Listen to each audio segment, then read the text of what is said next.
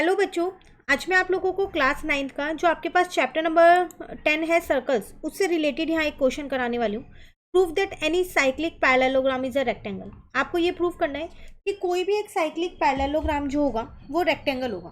देखो, सबसे पहली बात आपको रेक्टेंगल की प्रॉपर्टीज़ पता होनी चाहिए।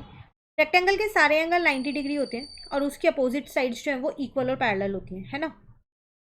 तो अगर मैं रेक्टेंगल का एक एंगल भी 90 डिग्री प्रूव कर दूँ, यहाँ पर जो ये ABCD है इसमें एक एंगल भी अगर मैं 90 डिग्री प्रूफ कर दूँ तो वो रेक्टेंगल प्रूफ हो जाएगा easily.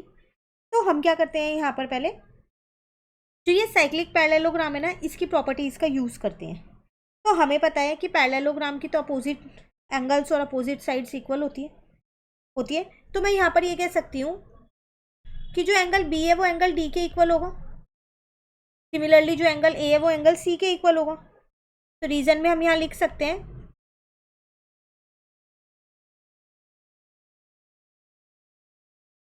opposite angles of a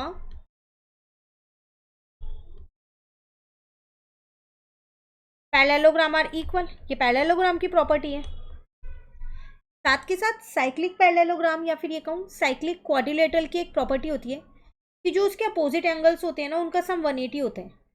ये साइक्लिक क्वाड्रिलेटरल की प्रॉपर्टी होती है। तो इसका मतलब angle B plus angle D जो है वो 180 के बराबर होगा। रीजन, सम ऑफ, या दोबारा ही लिख देते हैं इसको,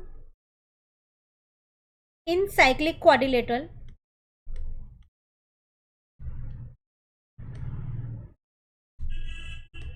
sum of opposite angles is 180। ये इसकी प्रॉपर्टी होती है, ठीक है। अब अगर मैं इसको अपनी इक्वेशन 1 और इसको इक्वेशन 2 मान लूँ तो 1 और 2 से मुझे एक चीज़ मिल रही है, वो क्या, angle B plus angle B is equal to 180 मिल रहे हैं। मैंने D की जगह भी B लिख दिया। तो 2 angle B is equal to 180, तो angle B is equal to 90 degree आ गया। तो फिर एंगल D भी मेरे पास 90 होगा नहीं होगा।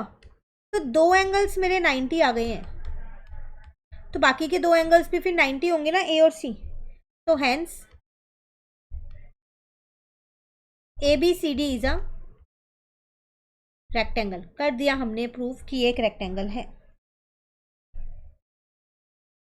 क्लियर है। तो ये एक छोटा सा क्वेश्चन था आपके पास सर्कल वाले चैप्टर से रिलेटेड।